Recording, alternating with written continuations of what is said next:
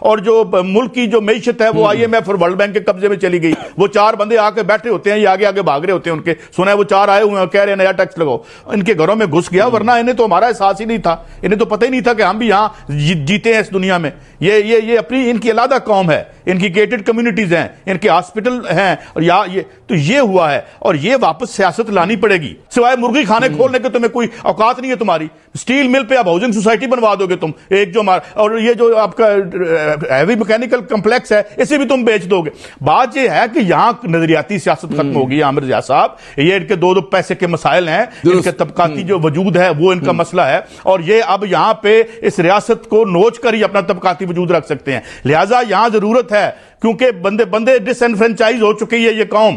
صرف ووٹ ڈال دینا اور بندہ MNA پہنچ جانا وہ نہیں ہو رہا. کوئی میری بات نہیں ہو رہی ہے اس ملک میں کسی کے بندے کہ جی کوئی پالیسی نہیں ہے, اور صرف کرونا وائرس پہ پالیسی نہیں ہے, حکومت کی کسی بھی چیز پہ نہیں ہے.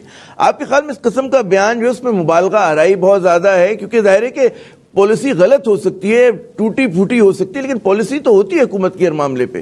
آپ اس سے اختلاف کر سکتے ہیں, لیکن اگر آپ یہ کہیں گے جی پالیسی نہیں ہے ہماری پاکستان کی, تو یہ بہت زیادہ غلط جملہ نہیں ہوگا. جی آپ ود ہولڈنگ ٹیکس لگا کے ریاست چلانے کے 80% پیسے عوام سے لیتے ہیں.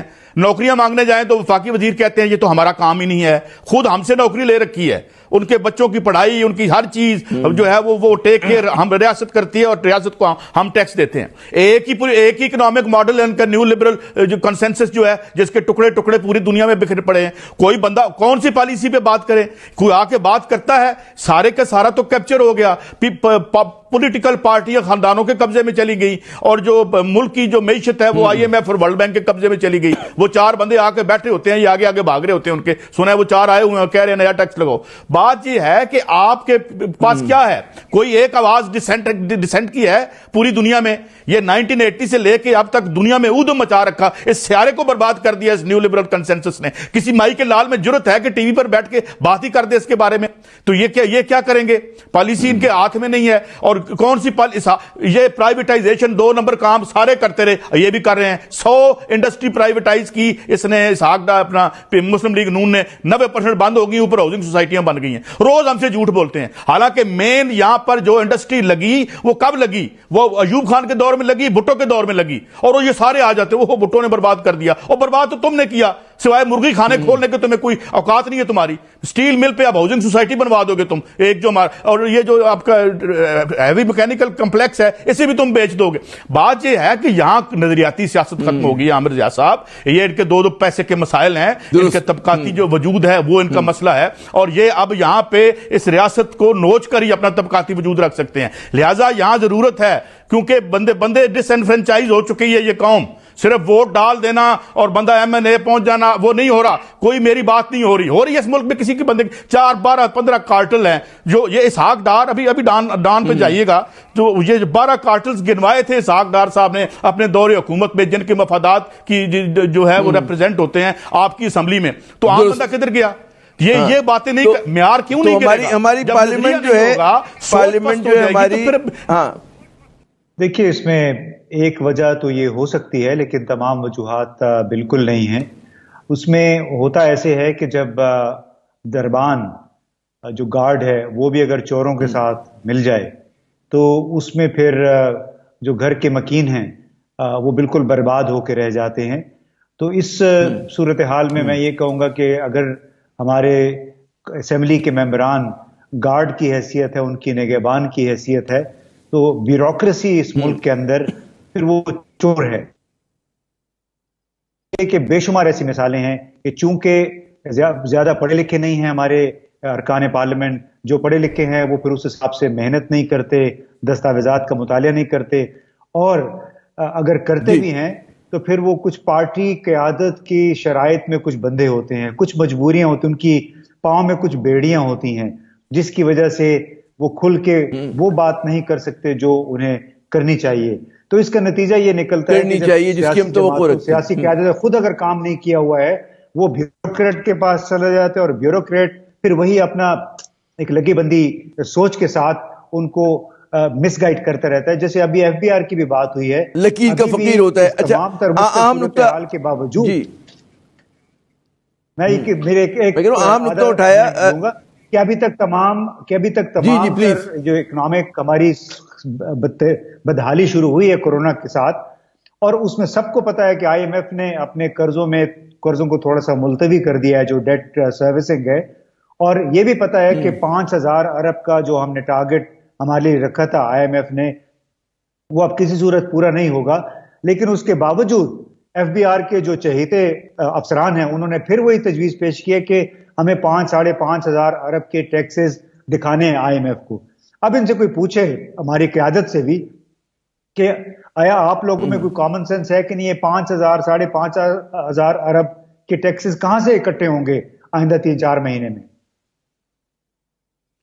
وہ امتیاز صاحب میرے پروگرام میں ہی ابھی گزشتہ ہفتے جو ہے مشیر کہتے ہیں خزانہ آئے تھے ڈاکٹر حفیظ شیخ صاحب، ان سے میں نے یہی سوال کیا تو اس میں انہوں نے کہا کہ جی وہ ٹارگٹ ریوائز ہو گیا، مطلب ایک تو کہ 4,000 بھی اس بار نہیں ہو رہے، توقع یہ کہ 3,900 ارب کے قریب جو ہیں جمع ہوں گے، ایک تو یہ بات، اور دوسرا یہ تھا کہ جی آئی ایم ایف اگلے سال کے لیے جو 5,400 ارب کا ٹارگٹ دے رہا ہے، تو کہا یہ تو ابھی ان کی تجویز ہے، اس پہ ظاہر ہے کہ جو اکانومی کانٹریکٹ ہو رہی ہو، وہ اکانومی جو سکڑ رہی ہو، اس میں اس طرح کی کہتے ہیں ہیوی ٹیکسیشن پاسبل نہیں ہے.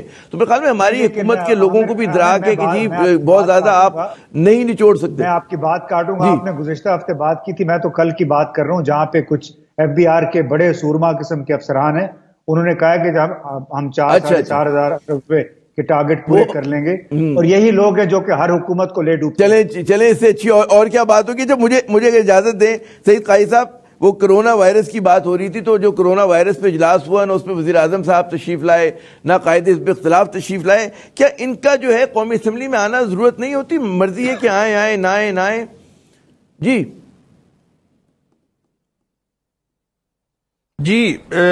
دیکھیں، جس طرح بھی یہ ساری بات اور گفتگو ہوئی کہ ڈیسیژن میکنگ کہاں ہو رہی ہوتی ہے. آپ نے ابھی دیکھیں احساس پروگرام کے لیے 40 کروڑ روپے جو ہیں وہ پی ایم صاحب نے کہا کہ جی کیونکہ اب وہ بڑھ گیا ہے سلسلہ تو تنخواہوں کا، تو وہ بھی جو ہے کو روک دیا گیا. وزارت خزانہ کی طرف سے کہا گیا کہ نہیں جناب اس کو تو پارلیمنٹ میں لے کے جائیں. تو اصل طاقت کدھر ہے؟ اسمبلی، ہم چاہتے ہیں اسمبلی کی طاقت واپس اسمبلی کے پاس جائے، یہ لوگ جو ہے وہ فیصلے کریں. ابھی آپ نے بات کی یہ جو ریگولیٹری رجیم ہے، آپ رانا بھگوان داس صاحب کی رپورٹ نکلوائیں. یہ جو افتخار چودھری صاحب نے بنوائی تھی یہ آئل مارکیٹنگ کمپنیوں کی، وہ انسان کے ہاتھوں کے طوطے اڑ جاتے ہیں. یہ یہاں کون سی ریگولیٹری رجیم رہ گئی ہے؟ یہ آئی پی پیز کس ریگولیٹری رجیم ذرا دیکھیں، یہ کہاں پہ ہے؟ یہ معاہدے میں یعنی فائنانشل ٹائمز میں 2012 میں آرٹیکل اس پہ لگا کہ یہ کیسے برباد کیا ہم نے جب ہیزل اولیری آیا تھا یہاں پہ 90s میں. یہ جو ہم تو کدھر ہیں؟ یہ ہمارے مفاد کا کون دیکھ رہا ہے؟ یہ تو اپنی صف بندیوں میں لگے ہوئے ہیں، اپنے اثاثوں میں لگے ہوئے ہیں، گھر ان کے باہر ہیں، پیسے ان کے باہر ہیں، یہاں حکمرانی کرنے آتے ہیں. یہاں جو ان کے گھر ہیں وہ تو کرونا ان کے گھروں میں گھس گیا، ورنہ انہیں تو ہمارا احساس ہی نہیں تھا، انہیں تو پتہ ہی نہیں تھا کہ ہم بھی یہاں جیتے ہیں اس دنیا میں. یہ اپنی ان کی علیحدہ قوم ہے، ان کی گیٹڈ کمیونٹیز ہیں، ان کے ہاسپٹل ہیں، اور تو یہ ہوا ہے، اور یہ واپس سیاست لانی پڑے گی. میں آپ کو بتاؤں دوبارہ سے سیاسی سٹرگل جو ہے وہ ایک پیریڈ کھلے گا پوسٹ کرونا، اور ہر چند کے اوپر سے انہوں نے کیپچر کر لیا ہے یہ پولیٹیکل پارٹیز کو. مگر مجھے لگتا ہے کہ جو ضرورت ہے وہ دوبارہ سے کھلے گی، وہ چیزوں کو جو ہے وہ آگے ایگریویٹ کرے گی، اور ہمیں دوبارہ سے اپنے عوام کو ریکلیم کرنا پڑے گا، اس ملک کے عوام کو، جو اس کے آئین اور چھوڑیں، عوام کو سیاست کو آگے بڑھانا پڑے گا. اس میں جو پہلی سے لے کے 40 تک شکے یار ہمیں وہ بحال کر دیں.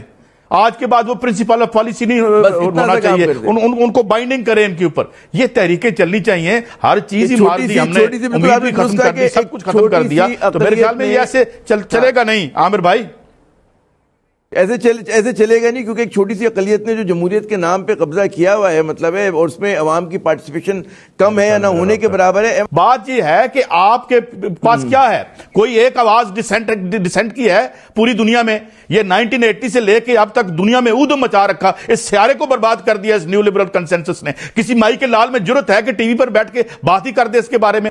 تو یہ کیا کریں گے؟ پالیسی ان کے ہاتھ میں نہیں ہے. اور کون سی یہ پرائیویٹائزیشن 2 نمبر کام کام سارے کرتے رہے، یہ بھی کر رہے ہیں۔ 100 انڈسٹری پرائیویٹائز کی اس نے اسحاق ڈار اپنا مسلم لیگ نون نے، 90% بند ہو گئی، اوپر ہاؤسنگ سوسائٹیاں بن گئی ہیں۔ روز ہم سے جھوٹ بولتے ہیں، حالانکہ مین یہاں پر جو انڈسٹری لگی وہ کب لگی؟ وہ ایوب خان کے دور میں لگی، بھٹو کے دور میں لگی، اور وہ یہ سارے آ جاتے وہ بھٹو نے برباد کر دیا، اور برباد تو تم نے کیا۔